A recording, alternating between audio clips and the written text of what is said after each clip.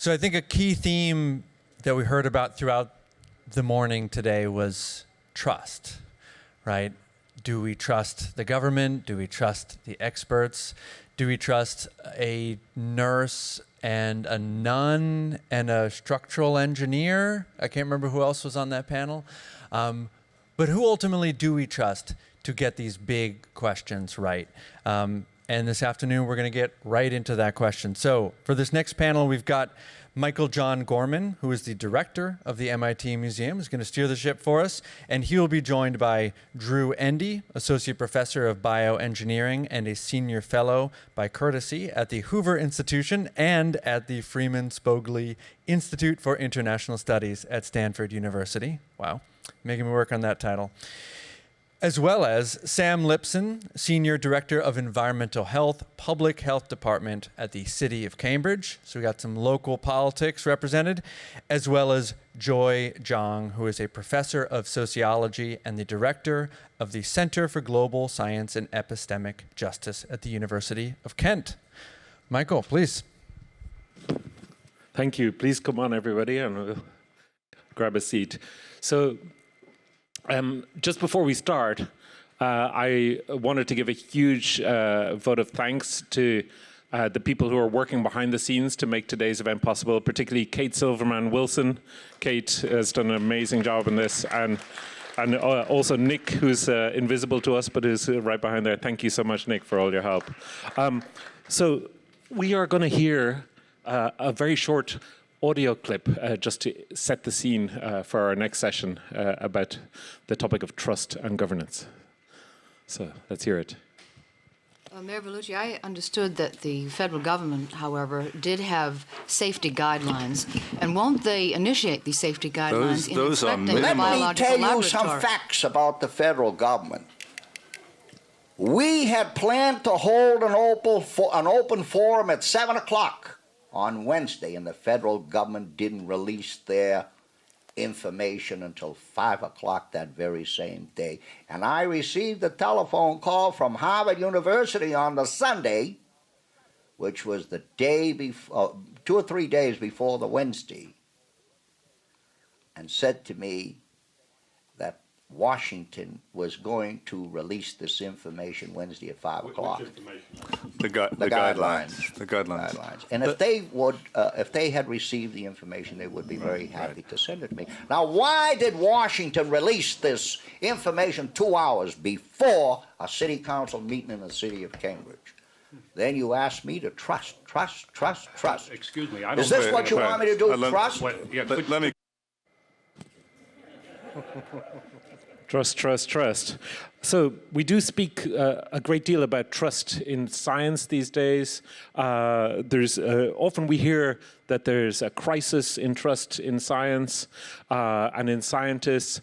That doesn't really reflect the truth. In fact, scientists are among the most trusted people, according to all of the recent surveys. For example, the Pew survey suggests that 77% of US adults now say they have a great deal or fair amount of confidence in scientists to act in the public's best interests.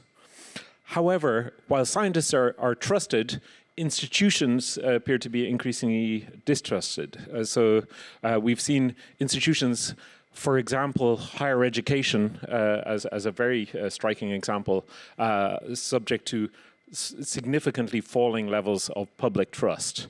And I want to start with this really eminent panel to ask the question, 50 years after the recombinant DNA debate that happened here in Cambridge, should the public trust scientists, and should they trust our institutions to govern powerful and potentially dangerous new technologies? So, Drew, should they trust us? You can't talk about trust, in my opinion, without talking about the absence of trust or the opposite of trust. Distrust, for example. And I don't think this is specific to institutions or scientists. I think this is more foundational to our culture and society. The Bible says, for example, that the love of money is the root of all evil. That suggests that we don't trust each other with money, right? People do bad things with money, even though money as a technology invented some time ago provides extraordinary benefits, right? And so if we're going to talk about trust and whether or not you should trust us or I should trust you, in my opinion, we have to start with the opposite. We have to start with distrust. And I think by default, that's what we're navigating. We're navigating a sea of distrust in any number of activities, whether it's at the individual level, whether it's recombinant DNA, what have you. And if you acknowledge that distrust exists or might exist, then the question becomes, how do we get to trust, right? In the context of money, one of the ways we get to trust is a whole system of things we do to help money be more likely to help us. We have receipts. Like Stanford University, going to have to turn in receipts. They don't trust me coming to MIT and spending money to get here and get home safely. So I got to get receipts to get reimbursed. The government doesn't trust Stanford with money. We have to get audited, right? And so we have a whole system of tools that help us navigate a foundation of distrust to operationalize a type of trust. It was shocking to me when I moved from MIT to Stanford 18 years ago how different the operating regime was in Palo Alto and Stanford in California than here in Cambridge.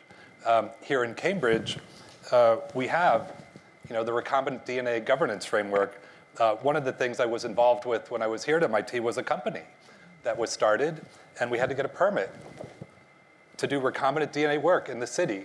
And this was really important because 20 years ago, I was advocating for public money to go into the future of biotechnology, most notably building DNA. And the government was distrustful of biology because of the anthrax attacks and wasn't willing to spend any taxpayer money on a very important foundational technology. But here in Cambridge, because of the recombinant DNA framework, private capital could flow and cause a company to get started that improved this important technology by about a factor of 4 in a small period of time. So should they trust us? I think that's the wrong question. I think you have to start with acknowledging distrust. People say trust but verify. It's distrust but verify. And tools like the recombinant DNA governance, like these are ways we can help manage distrust. Yeah, and people often say trust and transparency are really closely related, but perhaps it's more that transparency is required when there is not trust, when distrust exists, that you need to be fully transparent with your receipts, for example, and precisely because you're not trusted.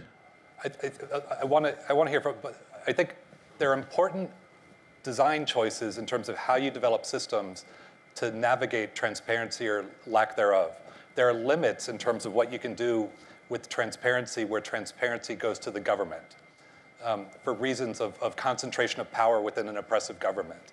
Right? There's reasons why the Biological Weapons Convention, for example, on the one hand, extraordinarily successful, but doesn't have an inspection and verification program because nation states don't trust each other to inspect on frontier biotechnology, whereas private sector audits in the financial system is a way of establishing trust without having full transparency to the public. So I just want to get into our discussion that yes, transparency is part of a solution, but there are architectural choices, and if you just default to full transparency, sometimes things really don't work. You showed your beautiful certificate from the city of Cambridge, and Sam, you are the kind of person who might be involved in bestowing such a certificate as somebody who's really, in a way, the heir to what happened in Cambridge in 1976 in terms of your role in terms of environment and safety here. So can you talk about the frameworks within which you work and how they help to establish what Drew has described as an environment in which people have a system and a framework of trust which does allow for innovative companies to flourish? Sure, I'm very happy to. Yeah, this is one of mine. I've issued every one of the permits since 1998, I think, so it's been a few hundred. I just want to make a quick comment about trust, and then I'd like to talk about how we build trust and maintain trust in the community. I think of trust like the term safety. There is no safe or unsafe. There's no I trust or don't trust. It's built, it has layers, it is situational, So that said, what the city of Cambridge chose to do was to allow this work to continue, despite all the fear and anxiety, and you saw video of a lot of the tenor of the debate. But they wanted to build a system of credibility, of oversight and transparency. And to me, what goes beyond that is that they wrote the rules for the city in such a way that it requires that community members participate very actively in safety review and safety decisions within each permitted company. So that triggered a need to train community members to understand the platforms, biological risk assessment, and those platforms change over time. So that decision on their part to go beyond simple transparency but actual inclusion triggered a whole series of things in Cambridge which I think we have maintained at a pretty high level. So we have about 190, 200 Cambridge residents serving within these companies. Some serve on more than one. That simple fact is a really important part of the credibility and trust. We do trainings periodically. Now that I have it online, I don't have to actually stage it every time, but we've done about 5 or 6 of them, which are for the community. They're for other communities in Massachusetts, public health officials, and for biosafety consultants. And these are 2-night trainings that go through 101 molecular biology right through to how to build the agenda for an IBC. We do a mock IBC to show this is how it could play out. We also answer lots of questions from the media on the information that's given to us by the companies that are permitted. And to my surprise, they really never ask for protocol level detail, but they want to know what is it you receive, how do you know everything is safe. I enjoy these conversations because we've worked incredibly hard to create this oversight system that requires, for instance, a presentation to a committee of residents who get to ask questions, the lab inspection, and maybe even more importantly, the level of documentation that has to be submitted every year, either protocol summaries or we will allow something called a biological assessment of risk form to stand in. And also to my surprise, we've been able to work around intellectual property issues without any trouble the entire time, because most of the considerations that are so important to biosafety have nothing to do with proprietary knowledge. So when once in a while there are flare-ups of anxiety, often driven by outside events, and by the extent of misinformation that's now coming through social media, we are in a good position because we can invite people in. In fact, I really enjoy hearing from the greatest critics and those who live in the city who are the most suspicious, because I get to offer them to get trained up and sit on one of these safety committees. And some people do that, and others just get bored and they wander away. It's too much work. But I love that we've chosen to do it this way. And I think, Joy, you're a sociologist. You look at models for governance at a transnational level around biology, biotechnology. I'm interested in what your perspective is on this question. Why should they trust us? I'm going to start with the word trust first. I think throughout the day, our discussion up to now, I feel what we're all here for is really the kind of deliberative process that can lead to better governance. And this is where trust comes in. I just want to highlight that I feel there's an implicit understanding that trust equals to agreement. They're 2 very different things. I trust my family. I argue with them all the time. I disagree with them hugely. And also there are cases where I completely agree with some other scientists' findings. I agree, but I don't trust them because of the vested interest. So these are 2 very different things. I want to highlight this is because sometimes people disagree and they're comfortable to tell you their disagreement precisely because they trust you. And as a sociologist, this is an area I'm working in, and I want to kind of use or exploit that kind of trust space that sometimes may seem to be invisible, sometimes can be seen as deceptive. People are asking very sharp questions. But you realize underneath all the skepticism is actually a huge layer of bond and willingness to listen. And I think this is what's most important. And I think this is what, looking back at 1976 discussion, I feel a little bit jealous of the people back then, because regardless of their view, they actually come to this town hall. They realize that they could make a difference. And currently, I'm launching public debates in different countries, especially in East Coast England. Sometimes I worry because I really need to persuade people of different opinions. So please come. We will listen to you. And please have a confidence that your voice will be heard. So I think that's a key difference between back then and now, of if people have the confidence that they will be heard. Yeah, and it's different from that little advertisement that Harvard did, right? For, hoping nobody would see it. Please come to the public discussion. Exactly. But just to kind of push a little bit more on this, what we can learn from 1976 for now and for the future in terms of governance. There's a story, and which we heard also from Robin Scheffler and Luis Campos earlier, and which. Has also been written about by people like John Durant, who we have here in the audience, my predecessor at the MIT Museum. But the story runs more or less in very simplistic terms that, you had this event with huge polarization and a lot of heated discussion, and that led then to the appointment of the citizens, the Cambridge Experimental Review Board, the CERB. So you had this citizens committee that had to kind of listen to the arguments on both sides, and then come up with a series of recommendations, which led to relatively sensible regulation for recombinant DNA research here in Cambridge. Which then led to the companies that wanted to establish themselves, like Biogen and other biotech companies, saying, "Okay, this is the obvious place to establish ourselves. Not only does it have two pretty good universities, but it also has had the discussion in terms of how this kind of research should be regulated." And then you have this incredible flourishing of innovation here in Kendall Square. And that's kind of a very simplistic version of the story. But I think the interesting thing is this idea of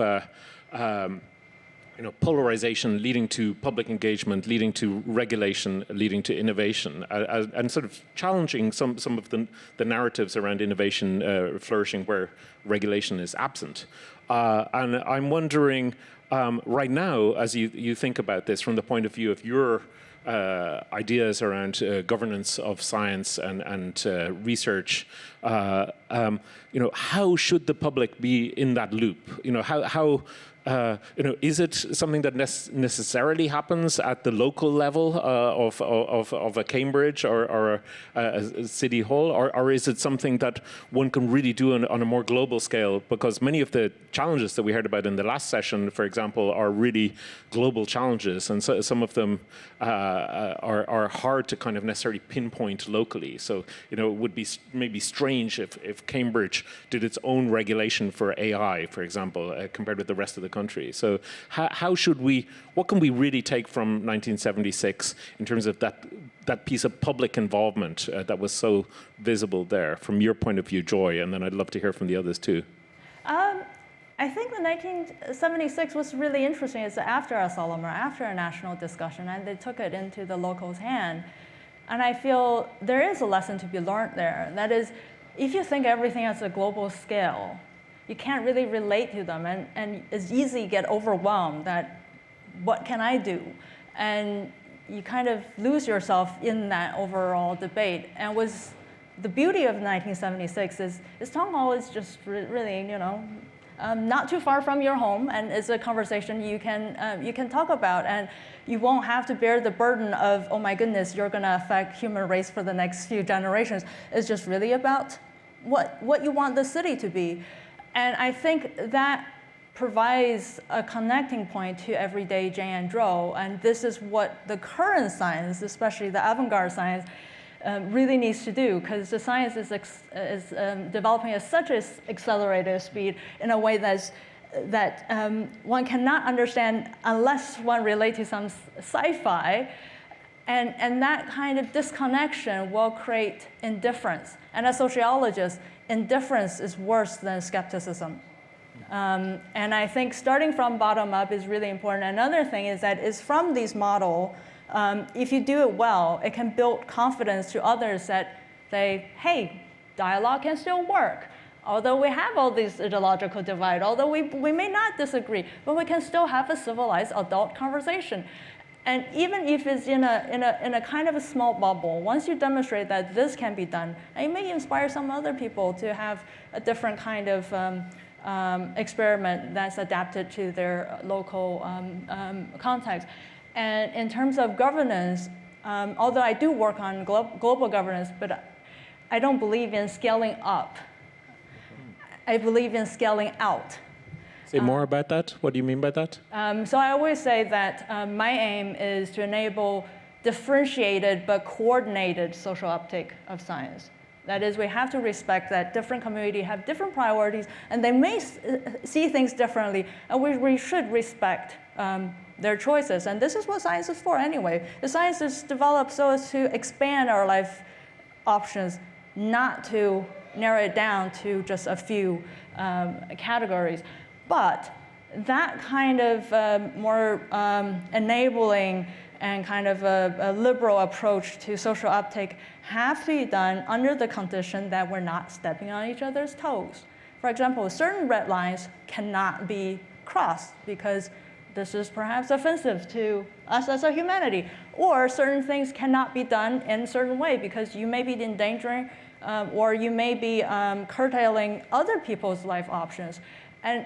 And once we work out that process, as sociologists at least, this is what I'm trying to work on. So it's best if everyone can have their chosen paths to develop or take up scientific opportunities, but in a way that's coordinated so everyone knows who's doing what and what's going to happen and no surprises.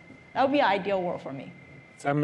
Do you agree with what Joy has said in terms of the scaling out rather than scaling up of these kind of local dialogues about the risks regarding emerging science and technology? And what in your view have we learned from 1976 that still applies? One thing I wanted to just start out with was, from my understanding, and I was pretty young at the time, but I've read a fair amount about what was going on, there wasn't a national conversation first. It really did start locally, and it was important that there was an opportunity to start the conversation anywhere. Yes. Because Cambridge has the universities and has a pretty activated population, it made a lot of sense that the conversation started in a public way here. It had been going on among researchers for a while before that, but so by having that debate, it became a national news story. The possibility of there being federal regulations was raised in the late 70s. The Congress considered this and eventually chose not to.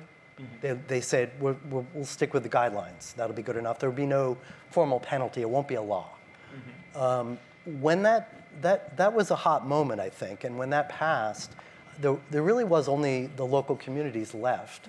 There are a couple of states who've since developed policies. Connecticut has standard policies, not just about recombinant, but research labs. But because the Congress chose not to make that a responsibility of the federal government, then we ended up relying on local community action in that case. My sense of out versus up, I think both. I don't think it's really necessary to choose. Sometimes, and I see this with other emerging areas of, like the smoke-free generation. Brookline, Mass. was the first community in the country to pass a ban on selling tobacco to anybody who's 21 at a certain age, meaning as they grow up, no matter how old they are, they won't be able to buy tobacco products.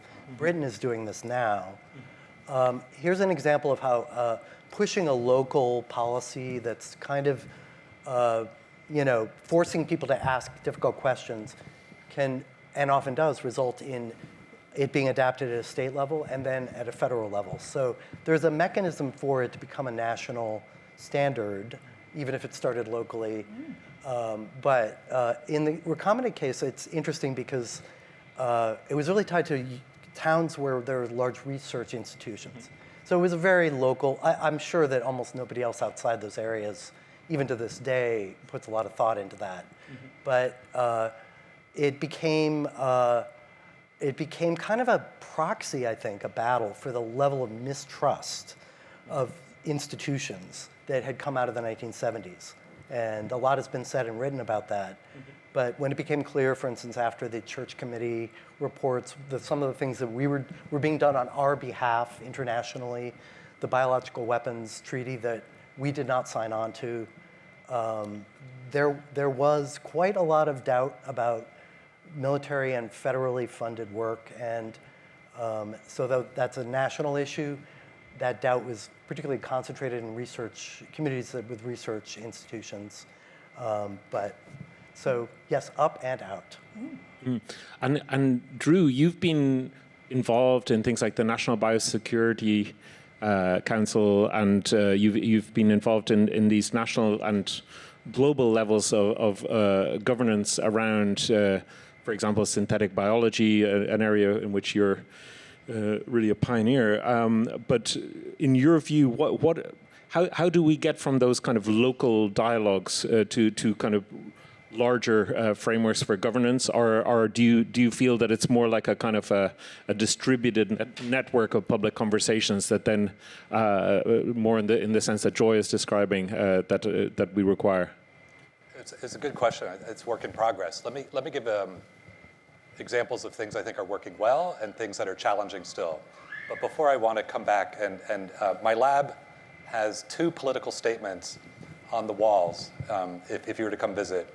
One says, the reason people have toes, why do people have toes, you could ask, right? The reason people have toes is so there's something to step on. Feel forgiven. and then the other statement, a grad student printed out in a poster format on the biggest printer we could find after a story ran in the New York Times where a Harvard professor was saying synthetic biologists should be licensed.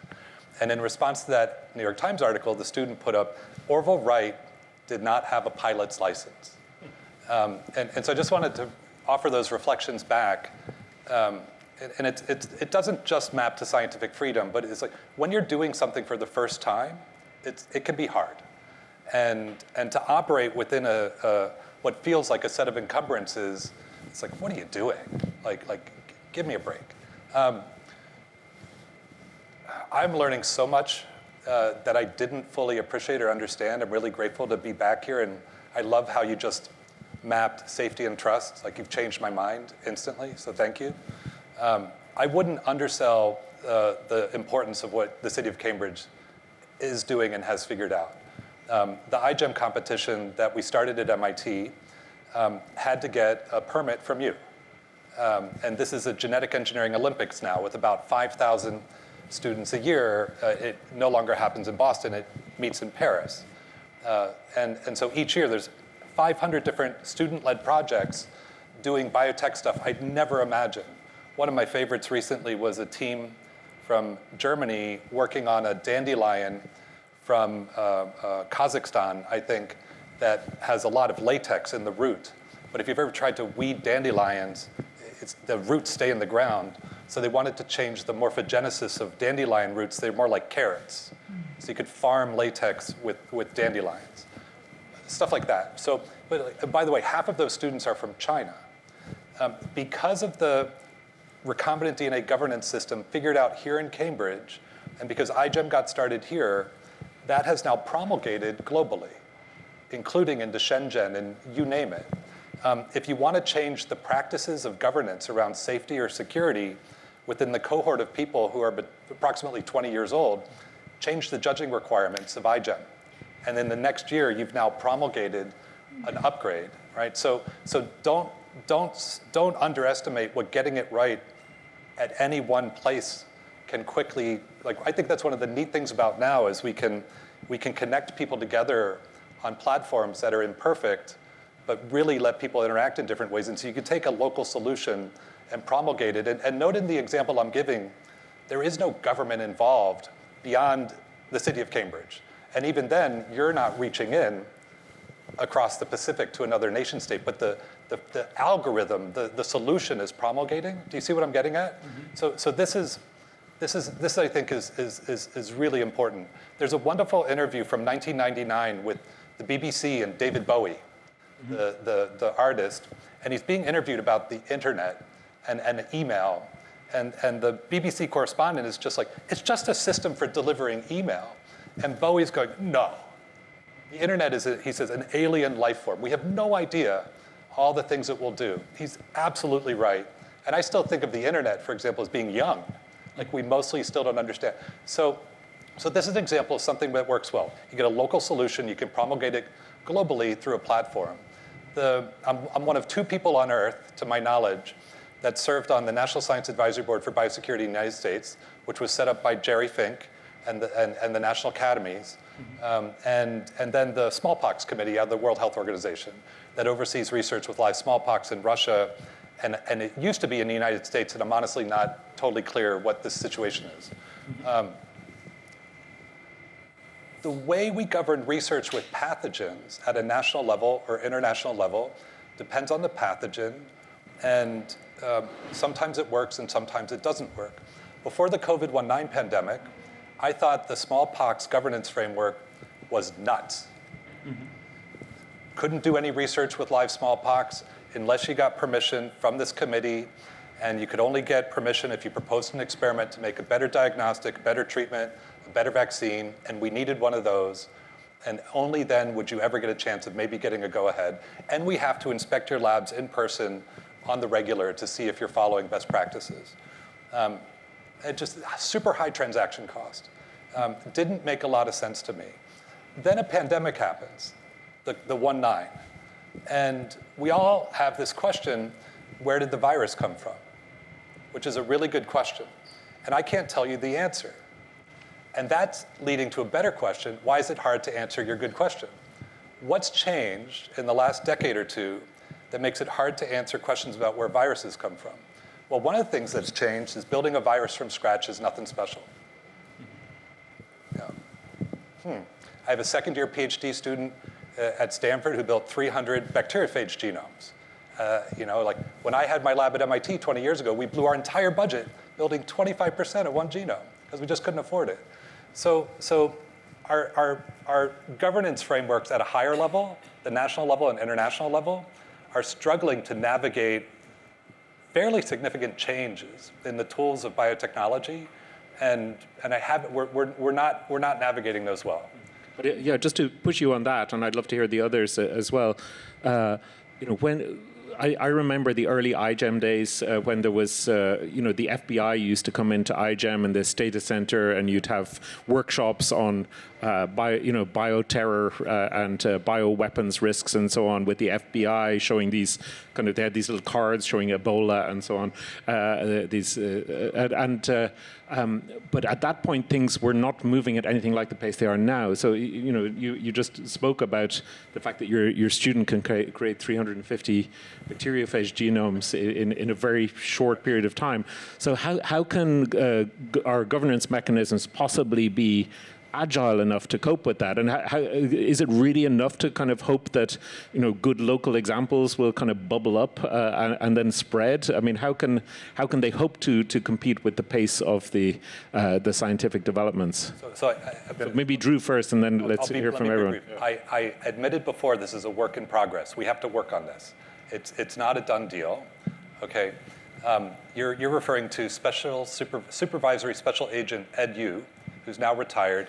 He was the hero within the FBI who was doing something very difficult within the cultural politics of the Bureau, which was to get out there and engage with people who might otherwise be seen as risky, but engage on a positive basis. So I just want to acknowledge Ed Yu and his heroic work in the Bureau to establish trust, in a way, between law enforcement and an emerging community of biotechnologists.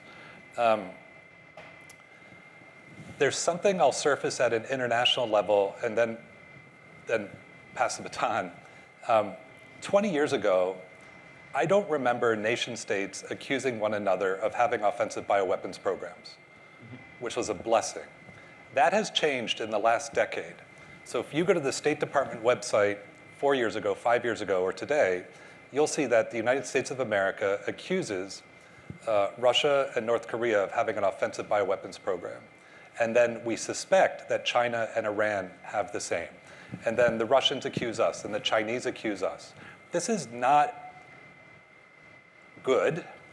It repeats a pattern that was a collapse of trust pattern from about 100 years ago, when nation states did militarize biology and create bioweapons programs. And the absence of trust, like, oh, I think you have a program, I better have one, just in case, that created this geopolitical immune response that results in nothing good, right? And thankfully, Matt Messelson and Kissinger and Nixon stood down the offensive program in the US in 1969, which is an interesting backdrop for some of the, when you take that off the table, you have a different context for having a biosafety conversation. But in any case, I think we have to be very, very careful on a geopolitical level what's going on in a nation state. If a nation state were to remilitarize biology with our knowledge and tools of today, like, nothing good comes from that. And so we have to really like work in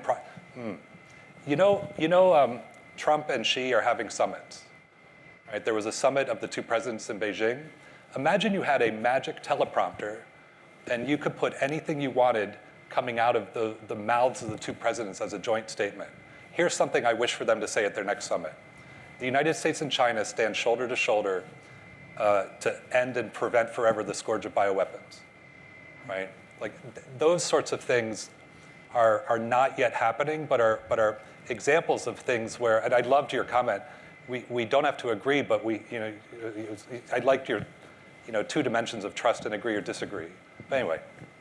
Great, and I'm going to move to audience questions in a moment, but yeah, I'd love to hear from Sam and Joy in relation to that question of how can our regulatory and governance systems possibly be agile enough to keep pace with the rapidly evolving exponential rate of scientific development.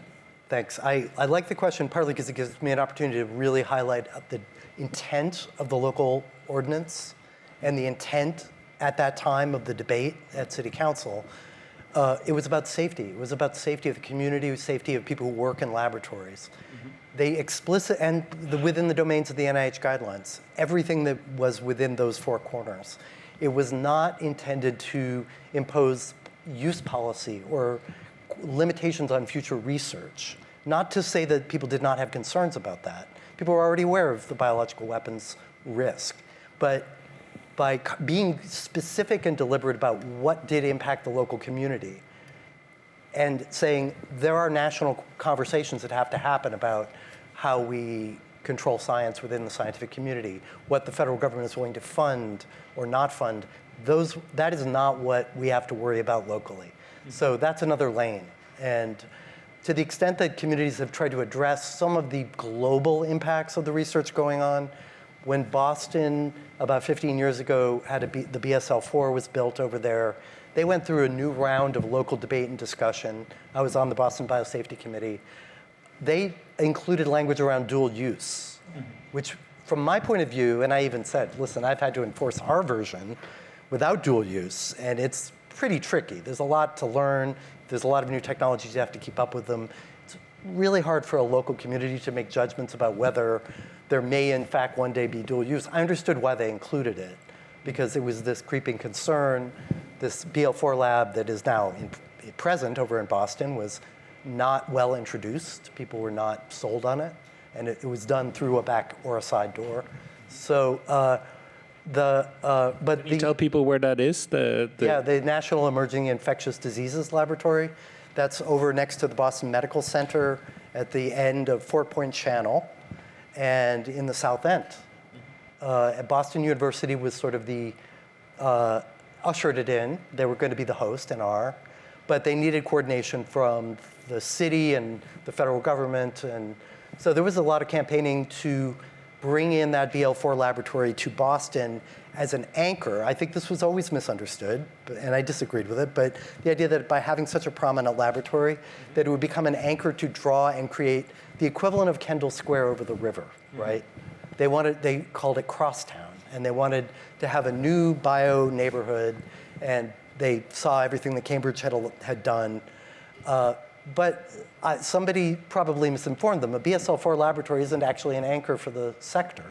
It's very special work. It's generally military or government work, with an academic fuel behind it. But it's not really what the sector is working on, that kind of thing. And it didn't actually end up helping them develop that. But anyway, since you asked.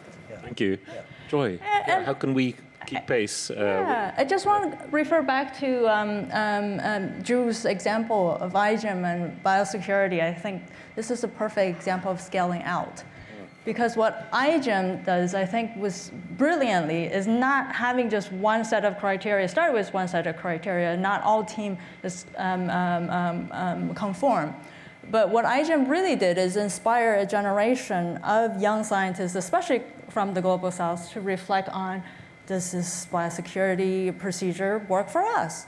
And this is where you have young science diplomats in South Korea, in Nigeria, in India. These are all the just examples I know of that developed their own handbook of what biosecurity means. And I'm not a biosecurity specialist, but I know at least the general trend is 20 or 30 years back is mostly everything coming from the US predominantly, and is diffused to the world. But now, it's not the case. It's more of, we have this platform, a global platform, whereas young people coming in and pick and choose what makes sense to them and provide a platform for them to critique things. And because at the end of the day, what makes governance work is legitimacy. And that's one thing we haven't really talked about today. And legitimacy based on the local perception, local discussion, and how it adapt to the local needs and priorities. And this is where you kind of have to work from both the bottom up and the top down. And that's how you achieve this kind of agility. Great. Do we have questions from the audience? So I see a couple of hands. A hand at the back. Is it Christina Agapakis? Hi. Fabulous panel. Thank you so much. So interesting. Maybe it's a question for Drew first, but for everybody, it sounds like you have some conflicting feelings around like licensing and permitting, where it can be quite enabling of particular modes of governance, but also can feel kind of restricting, like vis-a-vis the licensing for synthetic biologists and sort of doing new things for the first time. I've been noticing there's a really interesting discussion happening right now around things like Claude, like Fable. Has anyone tried to ask Fable a biology question? It refuses categorically anything at all about biology, and it feels like it's pointing us towards a place where we'll be like whitelisted, like allowed users of these models to do biology. So I'm curious if you have a take or a perspective on like how these kinds of new tools with AI are like adding to your way of thinking about licensure, permitting, and sort of safe use of advanced technologies. Drew? So when you're doing something that's never been done before, that's where that Orville Wright quote pops up. At the other end of the spectrum, my undergrad degree is in civil engineering. I worked for Amtrak doing construction management long ago, and civil engineers are professionally licensed. I'm afraid of falling from heights, so when this building freaks me out. There's a lot of mass above us. The suspension bridge over the Golden Gate's gonna fall. I can give you the estimate. But because we have a licensing system for people doing civil works projects, I get to a type of operational courage and competence and trust. For frontier work, that's tricky because it's just never been done before. So how do you get from like we've always, like, could you ever have biological engineers getting a type of professional licensing? Like maybe. Now, you're asking about AI, so let me try and take that. I have strong feelings. I think because of the technology of AI going back 18 plus years, where more data leads to a better model and more compute leads to a better model, better, that made AI suddenly a domain of people who could collect and concentrate resources, right? And so we need to talk about power, political power, when we talk about all of these things. Where is the power? Is it concentrated or is it diffuse? AI became a domain of power because of the requirement of concentrating data and compute. Sam Altman was not an AI person when I first met him. He's a person who's really good at organizing people and money, right? And so you see what I mean? The relationship between AI and biology is so wonderful and profound. Yet at the same time, I'm nervous in an operational sense that the politics of AI spill over into the reality of biology in a couple different ways. One is this politics of concentration of power. And then the second thing is, because AI is having such a moment, when it gets too much bad attention, what I observe is people in the world of AI route the negative attention over into the world of biology. Suddenly I made you scared about AI. It's really the biology that's scary, because that's where the harm is. And they're right. Like, biology is more dangerous than AI, frankly, in my opinion. But they're discharging their political liability onto the world of biology and not actually making the world of biology better, which I think is a symptom of which you're surfacing. So we're in a moment, and on the one hand, this combination of the two fields is extraordinarily important and valuable, and the politics of it right now are really, dangerous. Yeah. I think, yeah, and this idea that we might be moving towards a kind of trusted traveler model of AI is kind of fascinating. I think, that like global entry. There's a whole set of other conversations that need to happen, in my opinion. Yeah. So I was serving as chair of undergraduate admissions and financial aid for Stanford when ChatGPT dropped, right? And so suddenly it lands on us. Are high schoolers cheating, right, if they fill out their application essays using Chat? That was the sort of question that appears. Or could you use a large language model to make admissions decisions? But these questions are important, but they're not interesting. The more interesting questions are, what type of AI do I want? It's like, I want a personal AI. I want a private AI. Like, the personal computer is a revolution, not in the science or technology of the transistor, but in the terms and conditions of computing. Like, what type of AI do we want is a much more interesting question. Could I admit an AI to Stanford as an undergraduate? I don't know if that's a much more interesting question. So when we think about what's happening on frontier technologies, we can't skip over the question of what's the social contract, including what do we want, what are we aspiring to?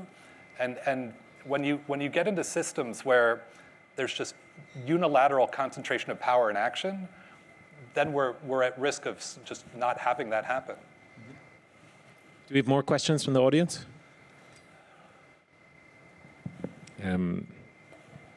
While we're waiting for people to compose their questions, one of the things that really impresses me about the 1976 discussion is the way the scientists were willing to leap into the fray. Whether they were concerned about the new technology and the risks involved, or whether they were really championing recombinant DNA. And one question that I have is are scientists today prepared to leap into the fray in the same way? And for a good governance of emerging technology, what role do scientists need to play? Could I add a little bit to that? One of the things that made it so, first of all, they were mostly Cantabrigians as well as being scientists. So they were perfectly happy to stand up and argue. And that spirit of debate was very much on both sides of this issue. You could see City Council wasn't afraid to take it on either. That's a little less true maybe in the world at large. I think it's still true here. But that was the main point I wanted to make anyway. Yeah. And also I think in the policy world, it's always seen as a problem where you see scientists talking from different perspectives or have different views, but this is just science. And from my empirical work with the public, a lot of them actually do have PhDs and are trained in science anyway. But I think in public, they've always had this ability to differentiate different kind of scientists, different kind of scientific view, and they realize this is part of critical thinking. And I think you'd be very surprised of how much ambivalence the public actually can stomach. But what they cannot stomach is a type of decision making that one is not transparent or has vested interest. So again, what they're frustrated about sometimes is not really about the science per se or the uncertainty. They understand that. They're very smart people as well.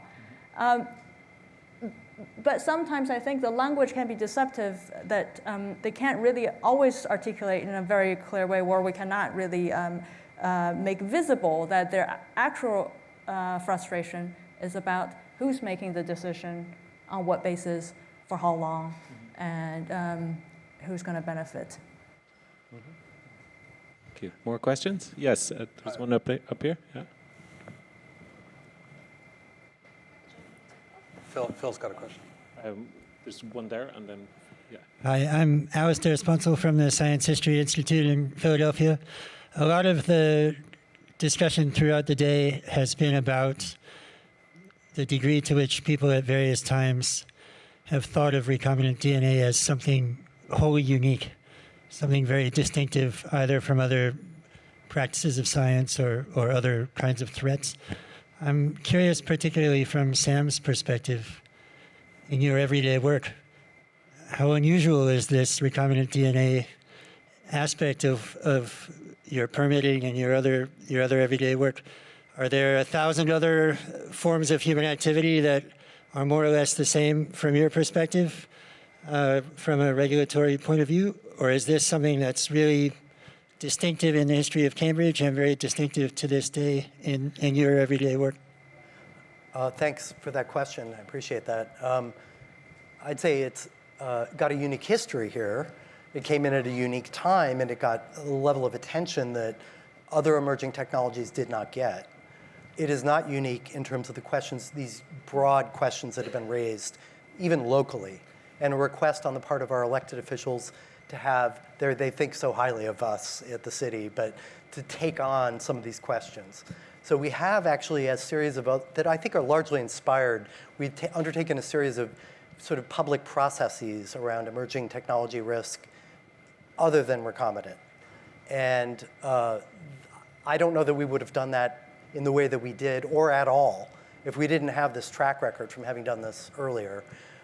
There were discussions around chemical weapons research in the city, which was eventually banned. It was taken to the state Supreme Court, and it was upheld. There were debates in my tenure about whether or not the city should respond to the West Nile virus risk by releasing pesticides across the city and out of trucks. And what is the up and down side, like, is it just okay, or can we ask questions, right? This came up again with nanomaterials. City council asked us to please review the set of questions and concerns that were arising. It was similar to the early days of recombinant work. There was so little work known about what the potential downstream safety effects might be that it was actually hard to have the conversation. But we structured a community nanomaterials advisory group and went through a 9-month process and pulled in people from all over the country to have that conversation. So it set a model. We have not chosen to regulate anything except when the Boston BL4 came in, there was a wave of anxiety about the fact that we have no prohibition on BSL-4 labs in Cambridge either, as long as they're not recombinant, which is a little backwards because wild-type biology would be far riskier. But so the city did say, this is a gap in the intended level of protection that was originally meant to take place. So we did craft a regulation, in that case, governing wild-type biology at the very high-end risk scale of risk. But yeah, no, we've kind of in a clunky and very inefficient way developed a model for like talking through emerging risk in a way that is sometimes comes with a clear regulatory decision. Sometimes it's just a really well thought out white paper. But it's a story we get to tell, and we get a lot of credibility for that. Yeah. Phil Sharp. So sitting here listening to this, one of the striking things that is different between the two examples is the degree of debate and analysis in the academic community and therefore in the broader community. I doubt 99% of the people in this country actually understand what AI is. When you go to the mechanics, when you go to the way the process works. And is it possible, because it emerged so rapidly out of a concentrated set of organizations, that the actual dialogue that we teach our students and have our conversations, and we put them in public school, we bring them in iGym and have these international sessions, is just not there? And should those 7 darlings of companies not basically say, here's money, do that? Just because if they don't have that dialogue, they're going to have a very uncertain future. Your comments? Who would like to respond? I think that's a good suggestion. I want to draw it back to your question a moment ago about scientists' willingness to engage. It's difficult to engage if you feel other things are at risk. If you can't make your mortgage payment because you're engaging politically, right? And so what's changed over the last 50 years, not just for scientists, but for citizens more broadly, in terms of being able to take on the risk of engaging in a disagreement in a public context. Phil, I think your ideas around how to support a different foundation for discourse and debate around AI are spot on. They remind me of I'll always mispronounce it, forgive me, Johan Huizinga's work, the Dutch social scientist, if I can say that, from the 1930s, and the book Homo Ludens. Yeah, man as player as opposed to man as maker.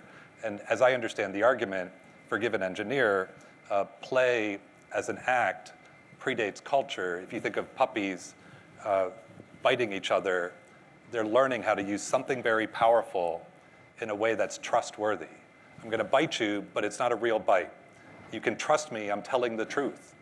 All that derives from being able to experience something without it having to open with the seriousness of curing a disease. When I look back at the history of genetic engineering, one of the things I would wish for is that it didn't become so hyper-driven by medical utility only right away, because I think that excluded an opportunity for people to learn more about it in a less formal way. That is very, I think, is the seed corn of what you're suggesting, and we've been backfilling that over the last couple decades. I think we have a lot more to go. I used to live in Menlo Park, California, where Facebook, now Meta, is headquartered. And when you could see how certain things were developing, I wished very naively that the city council would censure Meta or take some action, right? But of course, that just didn't happen, right? And so then the question is like, why not? And the reasons are straightforward, but it's like, but how do we change that a little bit?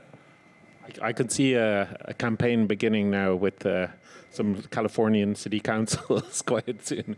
Very, very interesting. I think we're shortly going to have to wrap up, but I would.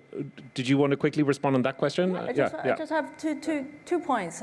One is that another big change over the past 50 years is that we have a whole profession called science communicators. And that kind of helped to bridge the information, sometimes for better, sometimes for worse, depending on the quality, and also their patient groups seeking those information. So I think that's a key difference. And another thing is, because this session is on trust, I think we seriously need to consider another question that has changed, I feel, in the past 50 years. Do we trust the public? I think the trust in public, as in the vague, abstract public, has changed dramatically in the last 50 years. And I think that also affects the dynamic as well as the quality of the dialogue.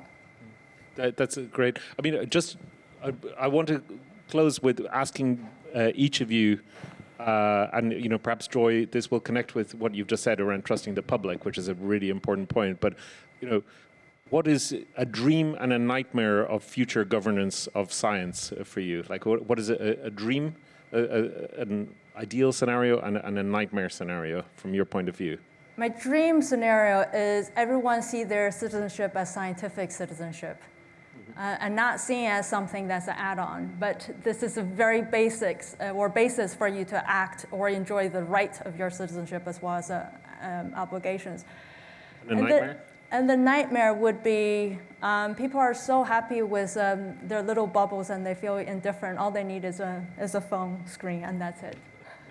Thank you. Sam? Yeah, I just wanted to respond a little bit on the idea of the importance of opposition, loyal opposition within the scientific community in the mid-'70s. And this is a point that Phil made about these are all very knowledgeable and very much committed to the academy and the free pursuit of knowledge. That was not really argued. But there was a willingness to stand up and to push back on assumptions that were protective and self-interesting to the universities. And as to whether that spirit exists now, I'm not sure that it does. And there's so many incentive pressures towards people who are in an area of specialty. They're all tied in to the same funding streams very often. Their potential future careers are largely tied into many of those same funders. And there's a fear, I think. Yeah, and that willingness to stand up, even though you knew you were going to anger many of your colleagues in doing so, was on display. I think it was very important. And dream and nightmare? Oh, yeah, some version of that. I do wish, like, the way that people are on jury pools, the way people think of their citizenship as being defined by certain activities is too limited. And the consequences of if people are going to drift away and stop paying attention, the vested interests will say, fine, we'll just take care of it. And everybody's fine with that until it's not okay, right? And until there's a deep sense of violation of trust or fear. And by not having built those bridges over that period of time, you have nowhere to go. People are either going to believe you or they're not. There's no mechanism of creating trust. And to me, on its smallest scale possible, what we've done in Cambridge is about, it's not that we're protecting people day to day from great risk. It's that we're maintaining this two-way conversation between the city and the research community that has never gone away. And so when something does happen, we will have the basis for a very good and productive conversation. Right, and that ties in with what Joy was saying about also listening and listening to the public being an important part of communication. Right, and the nightmare, I'm sorry, is apathy, of course, and the fact that as with the AI model, concentration of power, captured government, where there's literally no outside input. And I think we're pretty close to that in some cases. Yeah. Thank you. Drew, the last word. These buildings that have books in them, libraries, if you mutate the word and replace the first letter I with the letter A, you get a library, and a new profession, the librarian. And so my dream is we rerun the Carnegie playbook from 1890 to 1928, and we get public libraries by the thousands all throughout the United States of America and other places to give people the option of becoming citizens of science, citizens of biology, and if they like, biotechnology, and meeting those things where they are. The superpower of biology is it's local. The leaves on trees grow on trees. They don't come from a factory with Amazon shipping, you know? And so we could renew our societies bottom up in science by enabling people to, by default, have the option of becoming citizens of science and technology, build upon it. So that's sort of an operational dream, and we're looking for our Carnegie on that one, if anybody's got that. But there's a lot of opportunities like that. The nightmare, I guess, would be in a world that's changing, science is the thing that helps us figure out how to better react to what's happening or get to where we'd want to go on a progressive, lowercase p, progressive basis. That is threatening to people who would like things to not change, right? And so there are things at stake right now, in my opinion, and science itself as an act and needs to be defended. The nightmare is we just lose science as we've taken it for granted over the last 75 years here, and what replaces it is dangerous and oppressive and not fit for the moment or future.